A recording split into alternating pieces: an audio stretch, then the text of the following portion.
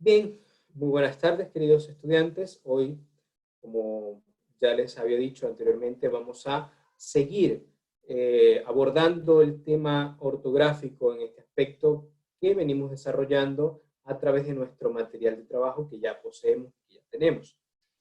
El día de hoy estaremos trabajando un poco lo que son las reglas de la acentuación dentro del marco de lo que es el mejoramiento ortográfico. Recordemos que la ortografía es bastante importante, ya que la ortografía pues, nos permite abarcar un mejor proceso comunicativo en nuestros textos escritos. Es necesario entonces que nosotros tener muy claro lo que son los aspectos de la información. ¿Sí? Hoy vamos entonces a darle una mirada a la importancia de mantener una ortografía correcta, una ortografía concreta, una ortografía, si no perfecta, porque sabemos que somos seres humanos y pues podemos equivocarnos, si no correcta, por lo menos aceptable. Saben que no hay nada más bonito que una persona que tenga una ortografía relativamente correcta, una ortografía relativamente bien establecida. Habla mucho de una persona, sobre todo en términos profesionales. Una persona que habla bien, que se expresa bien, una persona que no comete tantos errores gramaticales a la hora de hablar, a la hora de poder escribir, pues es una persona que es confiable, o sea, a nivel profesional, a nivel humano, uno puede decir, bueno, es una persona agradable, ¿no? Hoy en día la ortografía ha perdido importancia debido a la globalización, debido a que las redes sociales, la mensajería instantánea, ha reducido relativamente nuestra manera de comunicarnos, ¿no? A eso se le llama reducción frástica. La reducción frástica es el ahorro de las palabras. Actualmente vivimos en un mundo tan acelerado que entre más corto todo, mejor. Y esto pues tiene sus ventajas, pero a su vez también tienen ciertas ventajas. Recordemos que vivimos en un mundo en el que nosotros nos desplazamos dentro de lo formal y dentro de lo informal. Entonces es necesario saber cuándo usar un lenguaje formal, adecuado, y cuándo utilizar un lenguaje informal y en qué contextos. Pasa muchas veces que en este punto me van a decir si tengo o no tengo razón. A veces he encontrado momentos en que los estudiantes escriben así.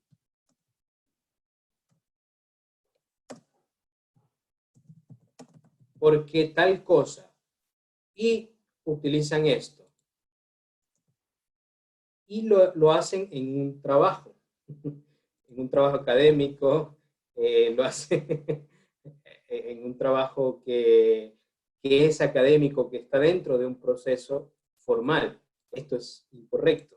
Esto está bien para un contexto cibernético, para un contexto de redes sociales, pero no para un contexto académico. Imagínense que yo fuera un abogado, un redactor jurídico, y yo escribiera de esta manera. Yo escribiera, porque la condena que se le da al acusado y o a los acusados, y lo escribo así, porque la condena que se le da a los acusados sería un total gazapo, ¿no? Un total error. Entonces hay que cuidar nuestros aspectos, los aspectos importantes en este asunto. ¿De acuerdo, mis queridos?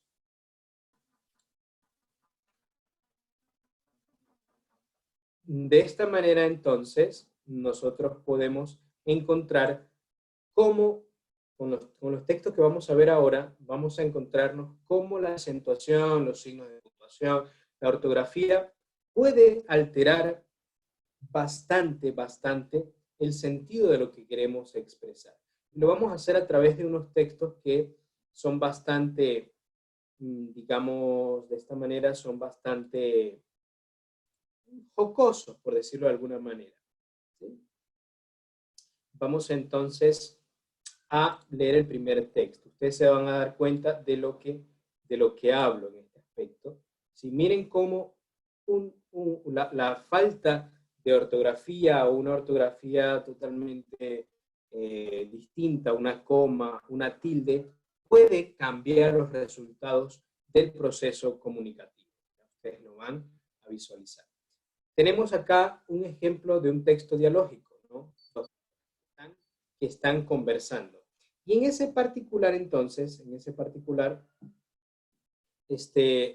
dice Crispin le dice al doctor, y ahora, doctor, ese proceso, ¿habrá tierra bastante en la tierra para echarle encima? Es decir, aquí Crispin está hablando de repente con su abogado y está buscando la manera de poder salir airoso de un proceso judicial. Y le dice, doctor, ¿habrá alguna manera de salir de este problemón que tenemos encima?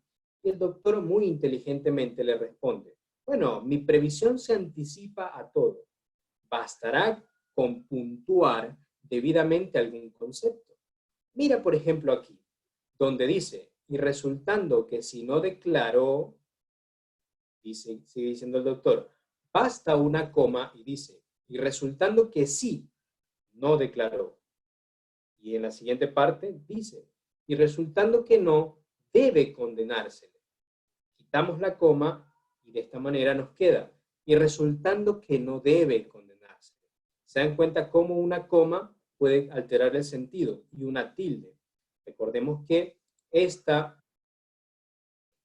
sí que tenemos acá es un sí de afirmación. Y cuando el sí de afirmación, cuando hablamos de un sí de afirmación, sí, afirmamos, debe llevar la tilde. Mientras que este sí que tenemos acá es un sí de condición. Resultando que si no declaró, entonces, resultando que no debe condenarse.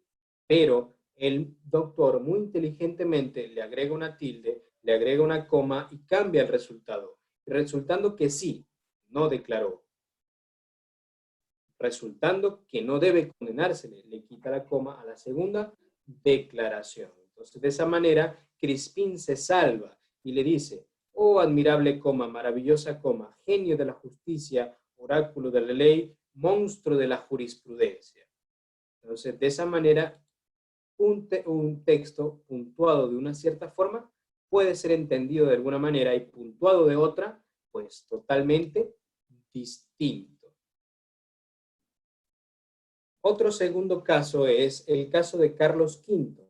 Carlos V, quinto de Alemania y primero de España, fue un rey que vivió en el siglo XVI y era conocido, ¿no?, por su magnanimidad. Carlos V, se dice de él, se cuenta que en cierta ocasión se le pasó la firma de una sentencia a muerte que decía, perdón imposible, decía esa afirmación. Perdón imposible, es decir, que cumpla su condena. Es decir, perdón imposible, que cumpla su condena. El emperador Carlos V de Inglaterra, debido a su magnanimidad, decidió cambiar de sitio la coma, esta coma que estaba acá, la decidió cambiar de sitio y la puso luego de perdón. Y con eso salvó la vida del condenado, porque al cambiar la coma, la expresión queda como perdón, imposible condena.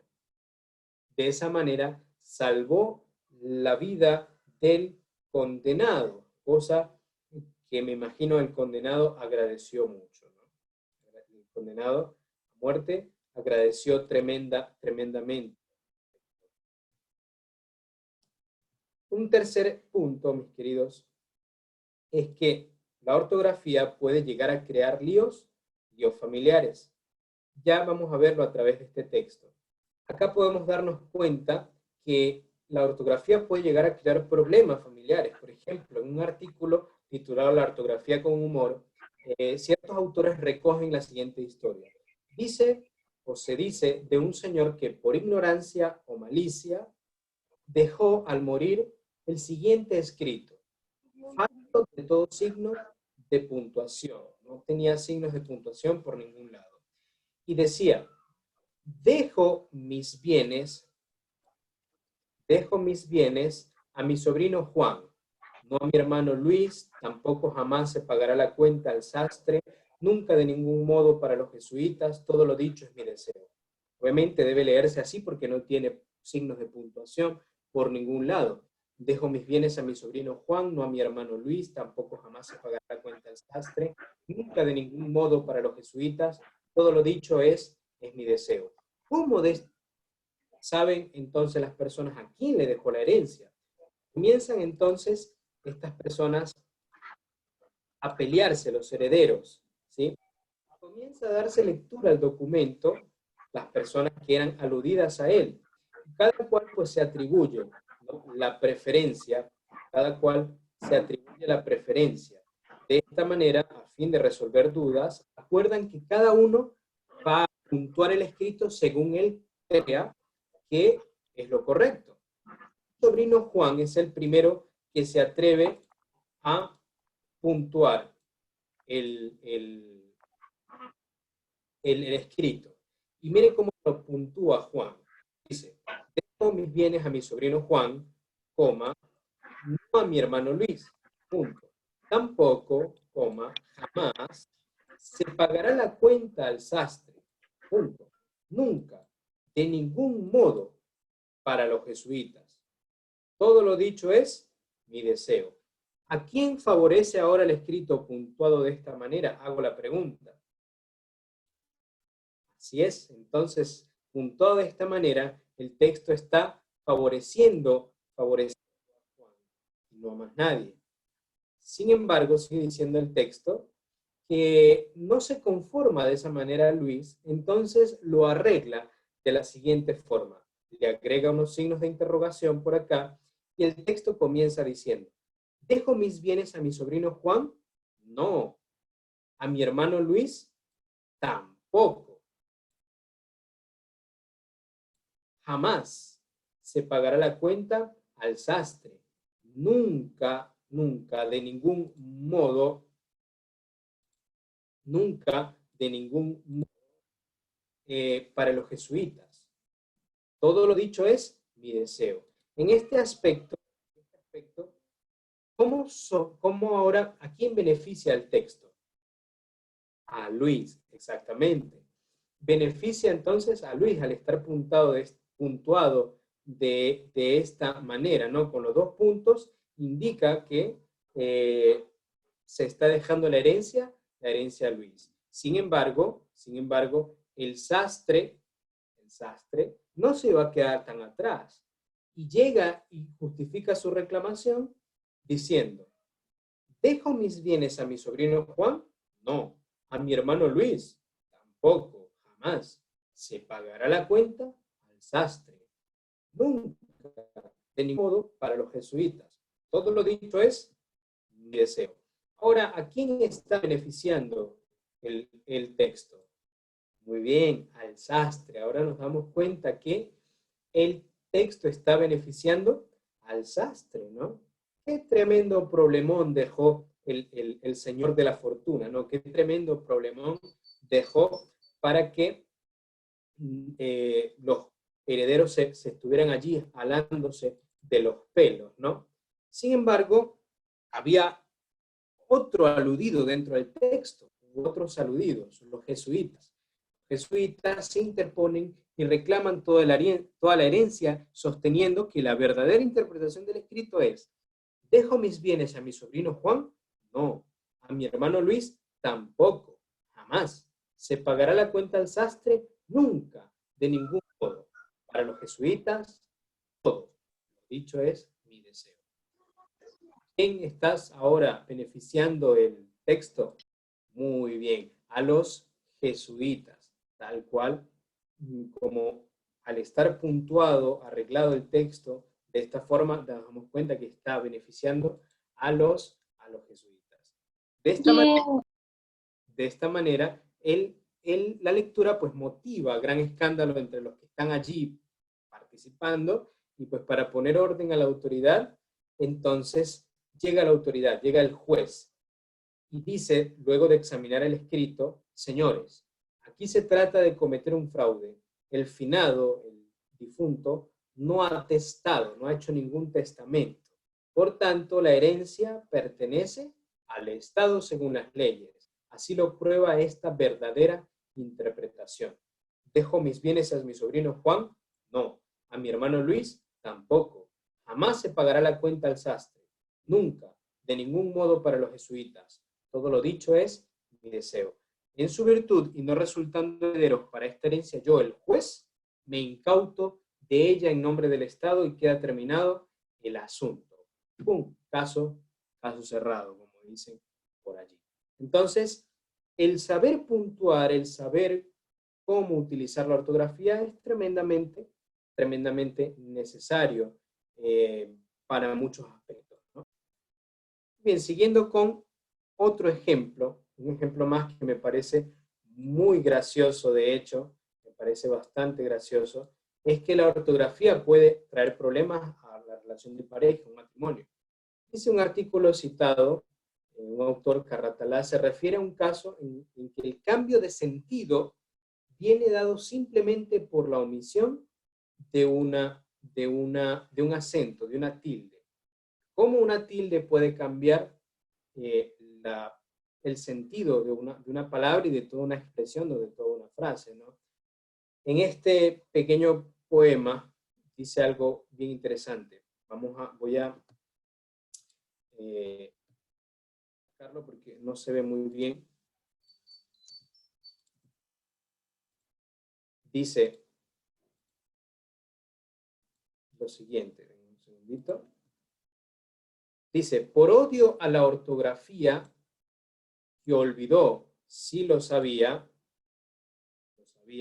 mi buen amigo Barrientos ha dado en la atroz manía de suprimir los acentos.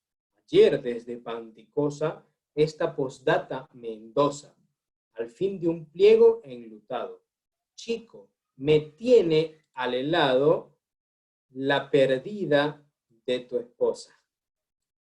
En realidad, él no quería decir la perdida de tu esposa, quería decir la pérdida de tu esposa, porque está dando un pésame, ¿no? Debido a que la esposa de Vital Asa, pues ha muerto, y el tal Carratalá, pues el tal Barrientos, perdón, le está enviando una carta de pésame, ¿no? Me tiene al helado, me tiene terriblemente apesadumbrado la pérdida de tu esposa, pero no la pérdida de tu esposa. Es muy diferente decir la pérdida a decir la perdida, ¿no? Entonces, a mí me parece este ejemplo muy gracioso, muy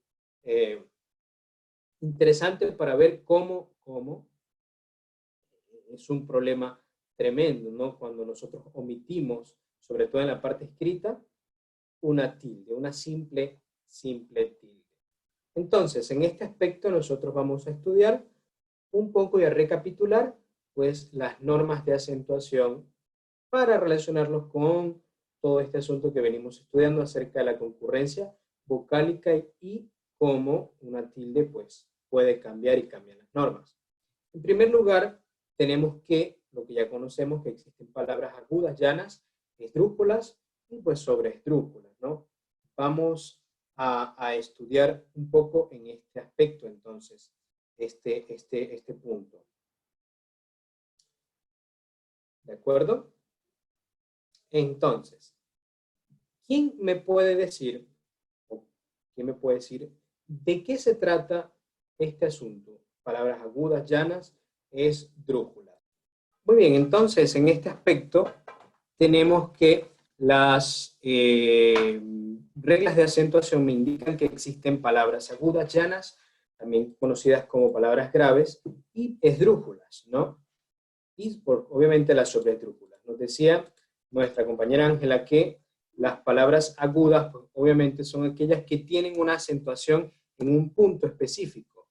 ¿En qué punto específico tienen la acentuación estas palabras, Ángela?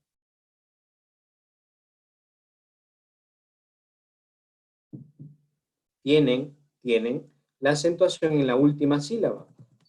Por ejemplo, la palabra canción.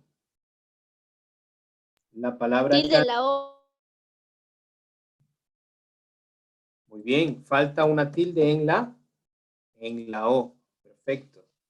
Falta una tilde en la O, correcto. Canción, lleva una tilde en la O. ¿Por qué? Porque es una palabra aguda.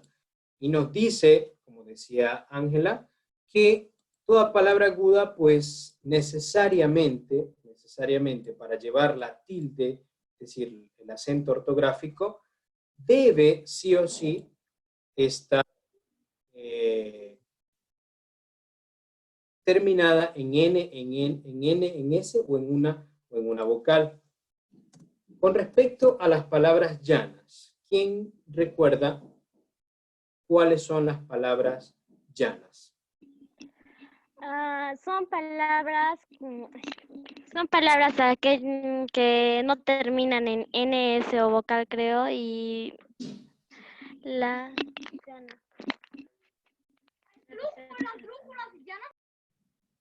Ok, muy bien, Naomi.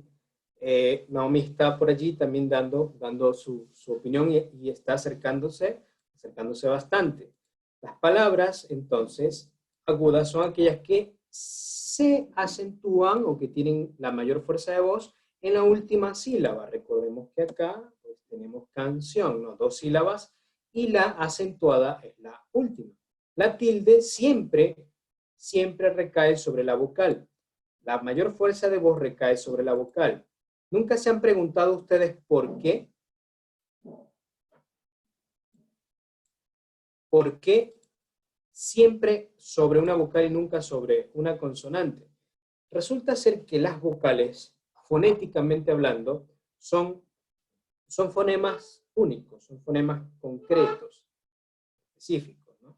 Estos fonemas únicos son únicos porque no ameritan la inclusión de otro fonema para funcionar. Y son fonemas planos, por decirlo de alguna manera. Las vocales A, E, I o U ya tienen una fonología plana, concreta, que no necesita de otro sonido para ser emitido. Por eso las fuerzas de voz siempre recaen sobre las vocales. Y por eso es que las vocales funcionan tan bien uniéndose con los fonemas consonánticos. En este sentido, entonces, las palabras llanas son aquellas que tienen la mayor fuerza de voz en la penúltima sílaba, no en la última. Como por ejemplo, cárcel. Sin embargo, a esta palabra le hace falta algo más. ¿Qué le hace falta? Carcelado. ¿Qué le hace falta a la palabra cárcel para estar completa? Bien, tilde en la A. Exactamente. La tilde en la A, porque nos dice la regla que si las palabras agudas solo se tildan si terminan en N, en S o en una vocal. En el caso de las palabras graves, solo se tildan si no terminan en N, en S o en una vocal. Profe, cárcel para los que salen de casa. Ok, muy bien. Sí, así es, ¿no? Tú no dices cárcel para los que salen de casa, dices cárcel, ¿no? En este sentido. ¿Quién va a decir Si no le hubiésemos puesto la cárcel. Entonces, solo se tildan las palabras graves cuando no terminan en N, en S o en una vocal. Y por último, tenemos las palabras esdrújulas, ¿no? Como cuadrúpedo, cuya acentuación, cuya mayor fuerza de voz, pues están en la antepenúltima sílaba, ¿no? En la antepenúltima sílaba, como cuadrúpedo. Y siempre se tildan. Absolutamente siempre. O aquellas palabras que son imperativas,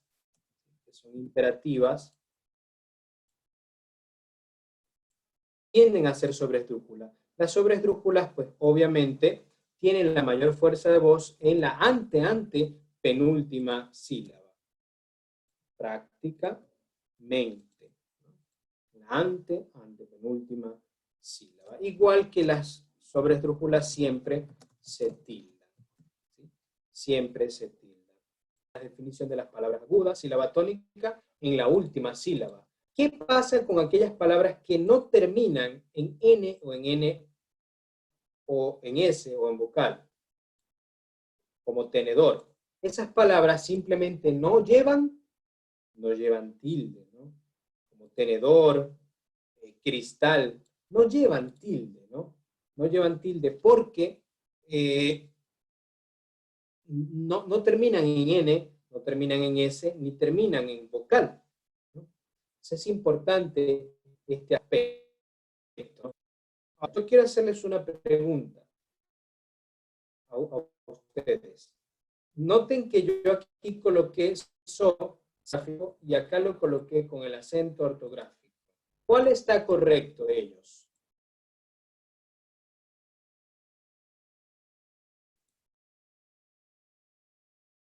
¿Cuál de estos dos está correcto? Entonces, en este sentido, tenemos que las palabras agudas, pues, se tildan o tienen la mayor fuerza de voz en la última sílaba y solo se tildan cuando terminan en N, en S o en vocal. En el caso de las llanas o graves, llevan la mayor fuerza de voz en la penúltima sílaba y solo se tildan si no terminan en N, en S o en una vocal. En el caso de las esdrújulas siempre se van a tildar, pero la mayor fuerza de voz recae sobre la antepenúltima sílaba. Y en el caso de las sobresdrújulas siempre se tildan, pero la sílaba tónica es anterior a la antepenúltima sílaba. Es decir, se acentúan en la antepenúltima sílaba, por decirlo de alguna manera. En este punto tenemos también que los monosílabos nunca se tildan. En el caso de día, por ejemplo, que pareciera que era un monosílabo, en realidad no los dos sílabos, cosa que estudiaremos un poco más adelante. Y caemos en el punto de los, entonces, monosílabos que llevan tilde diacrítica, también conocida como acento diferencial o tilde diacrítica, en palabras como aún, en el sentido de todavía, o aún sin tilde, en el sentido de incluso. De, del caso del imperativo del verbo dar, o de, el caso de la preposición. El, cuando hablamos de un pronombre personal, y el sin acento cuando es el artículo. Más, cuando hablamos de un adverbio de cantidad, por ejemplo, decimos 5 más 4, o cuando es sin acento cuando en realidad es una conjunción adversativa, es decir, el equivalente a pero. Tengo sed, más no quiero beber agua.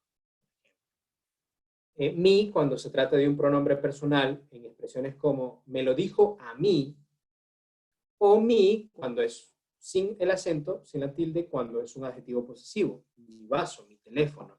Sí, cuando es la partícula de afirmación, ¿sí? Y el sí cuando es una conjunción condicional, es decir, si haces eso, te va a ir mal. Sí debería ir sin el acento. Solo cuando equivale a solamente o solo cuando es el adjetivo de estar solo, sin tener compañía. Se escribe sin tilde, solamente, cuando el equivalente a solamente se escribe con la tilde. T con tilde es la infusión que tomamos y T sin tilde es el pronombre personal. Y obviamente terminamos con tú, que es el pronombre personal y tú como adjetivo posesivo. Entonces, en este aspecto, queridos jóvenes, es necesario que nosotros podamos realizar los siguientes ejercicios. Si encuentro un buen trabajo, ¿Cuál sería entonces la respuesta correcta en esto? Y aquí sí quiero preguntar a los que están asistiendo en este momento a la clase, si encuentro un buen trabajo, ¿cuál de las tres opciones es la correcta? Profe. Muy bien, veamos a ver si en realidad es la B. Correcto, es la B. ¿Por qué? Porque este te se refiere a el pronombre personal. Te invitaré a comer. Yo pudiera decir, si encuentro un buen trabajo, te invitaré a beber té. Y ese último té, obviamente, es la infusión. Ahí estamos haciendo uso de la tilde diacrítica. Un segundo ejercicio. En la viñeta, las palabras buenísima y olvidó, ¿qué son? Vamos a mirar la viñeta. La viñeta dice, se me había ocurrido una idea buenísima para una viñeta sobre el Alzheimer, pero se me olvidó. ¿Sí? ¿Qué tipo de palabras son? La primera, aguda, esdrújula y llana o esdrújula y agudo. Volvámoslo a revisar.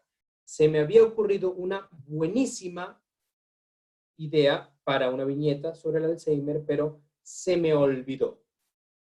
¿Qué tipo de palabras, según su acentuación, son buenísimas? Profe, ¿esdrújula y llana? Vamos a ver, esdrújula y llana. ¿Crees que alguien más tiene otra opción? Esdrújula y aguda, profe. Esdrújula y aguda, profesor. Muy bien, esdrújula y aguda. Tienen todo lo correcto, exactamente, esdrújula. ¿Sí? Porque recordemos que buenísima, ¿dónde está la mayor fuerza de voz? Aquí. Y olvidó en la última. De hecho, la tilde me lo está diciendo, ¿no? Muy bien. Un tercer ejercicio sería las palabras ahí y después, ¿qué son? Por ejemplo, ¿te has fijado que muchos creen que cuando uno muere todo termina ahí? O pobres, es obvio que debe haber algo después de la muerte. Es un chiste, ¿no? Muy bien. Entonces, ¿qué tipo de palabras serán? Aguda. Okay. ¿Y la segunda? Agudo y llano. Aguda y llana. La B, profe. Ahí y después. Me dije aguda y llana, me dijeron, vamos a ver. No, en realidad son aguda y aguda, porque si tú te das cuenta... Sí, gané. Muy bien. Tiene la mayor fuerza de voz en la última sílaba. Veamos acá. ¿Por qué lleva la palabra el acento? ¿Por qué lo lleva? Por ejemplo, los materiales, los colores y el diseño están bien, pero los acabados son un completo desastre. ¿No se te ocurrió usar una overlock? ¿Por qué el, en este caso, lleva la tilde? A porque es diferencial, B porque es aguda, o C es porque es llana. ¿Por qué? La A, profe. Veamos exactamente la A. Porque él, con la tilde, pues obviamente estamos hablando del el pronombre personal. Entonces lleva la acentuación diferencial, es decir, diacrítica también le podemos llamar. Y bueno, la palabra tío. ¿Qué tipo de palabra es la palabra tío?